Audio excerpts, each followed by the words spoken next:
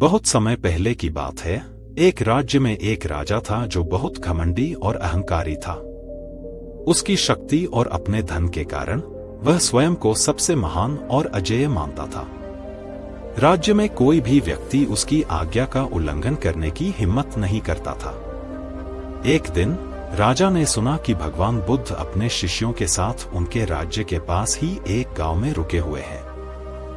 बुद्ध की प्रसिद्धि चारों ओर फैल चुकी थी। राजा ने सुना कि बुद्ध किसी भी व्यक्ति के अहंकार को नष्ट कर देते हैं और उसे सच्चाई का मार्ग दिखाते हैं। मुझे उनसे मिलकर देखना चाहिए कि वह वास्तव में कितने महान हैं। घमंड से भरे राजा ने बुद्ध से मिलने का निश्चय किया।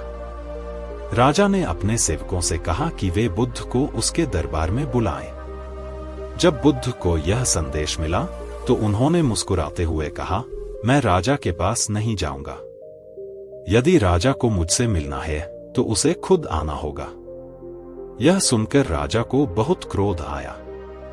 उसे लगा कि एक साधारण सन्यासी ने उसकी आज्ञा मानने से इनकार कर दिया।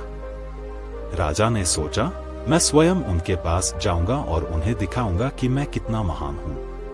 राजा ने अपने मंत्रियों से कहा, एक ऐसी पहेली तैयार करो जिसका उत्तर बुद्ध के पास ना हो। राजा के मंत्रियों ने बुद्ध के सामने जाने से पहले एक जटिल पहेली बनाई और राजा ने रथ पर सवार होकर बुद्ध के पास जाने का निश्चय किया। जब राजा भगवान बुद्ध के पास पहुंचा तो उसने देखा कि बुद्ध शांतिपूर्वक ध्यान में बैठे हैं। राजा ने बुद्ध से कहा, क्या तुम जानते हो कि मैं कौन हूं? मैं इस पूरे राज्य का राजा हूं। मेरी शक्ति और धन अनंत है। बुद्ध ने राजा की ओर देखकर मुस्कुराते हुए कहा, राजन, तुम्हारी शक्ति और धन तो निस्संदेह महत्वपूर्ण है, लेकिन ये सब अस्थायी हैं। जब तुम इस संसार से जाओगे, तुम्हारी शक्ति और धन यहीं रह जाएंगे। वास्तव में महान वही है जो अपनी आत्मा को पहचानता है और सच्चे मार्ग पर चलता है।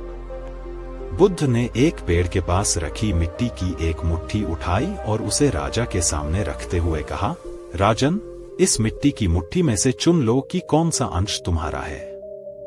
राजा चौंक गया और बोला, यह असंभव है, मिट्टी तो एक ही है। मैं कैसे बता सकता हूं कि कौन सा अंश मेरा है? बुद्ध ने उत्तर दिया, ठीक वैसे ही इस संसार में सब कुछ अस्थायी है। तुम्हारी शक्ति, धन और अहंकार भी इस मिट्टी की तरह है। जब तुम्हारी मृत्यु होगी, तुम्हारे साथ कुछ भी नहीं जाएगा। सच्चा महान वह होता है जो अपने अहंकार से ऊपर उठकर सत्य की खोज करता है। राजा पहले तो थोड़ा चौंका और बोला कि अगर तुम वास्तव में महान और ज्ञानी हो तो मेरी इस पहेली को सुलझाओगे। बुद्ध मुस्कुराए और बोले, बताओ तुम्हारा क्या प्रश्न है? राजा बोला, मेरे हाथों में एक पक्षी है। बताइए, यह पक्षी जीवित है या मृत? राजा की योजना यह थी कि अगर बुद्ध कहते हैं कि पक्षी जीवित है तो वह पक्षी को मार देगा, और यदि बुद्ध कहते हैं कि पक्षी मृत है तो वह उसे छोड़ देगा। इस तरह बुद्ध का कोई भी उत्तर सही नहीं होगा और राजा अपनी बुद्धिमत्ता सिद्ध कर सकेगा। बुद्ध ने राजा की आंखों में गहरी नजर डाली। उनकी मुस्कान में गहरी समझदारी छिपी हुई थी।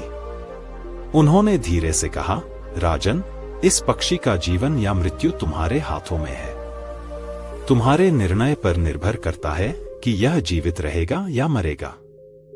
राजा बुद्ध के इस उत्तर से हैरान रह गया। उसने महसूस किया कि बुद्ध ने उसकी चाल को पूरी तरह से समझ लिया है और साथ ही उसे एक गहरा संदेश भी दिया है। बुद्ध के उत्तर ने राजा को यह एहसास कराया कि जीवन में हर परिस्थिति हमारे अपने हाथों में होती है। हम जो निर्णय लेते हैं उसका असर न केवल हमारे जीवन पर बल्कि दूसरों के जीवन पर भी पड़ता है। राजा ने अपनी गलती का एहसास किया और अपने हाथों में छिपे हुए पक्षी को मुक्त कर दिया। उसने बुद्ध के चरणों में झुककर कहा, भगवान, आपने मुझे जीवन का सबसे बड़ा सत्य दिखाया है। हमारे निर्णय ही हमारे जीवन की दिशा तय करते हैं। मैं अब समझ गया हूं कि जीवन की सबसे बड़ी पहेली तो हमारा जीवन है। सच्ची बुद्धिमत्ता अहंकार से नहीं बल्कि सही निर्णय और सही मार्गदर्शन से आती है। और कहानी पसंद आए तो वीडियो को लाइक और चैनल को सब्सक्राइब जरूर करें ताकि इसी तरह की वीडियो आपको मिलती रहे।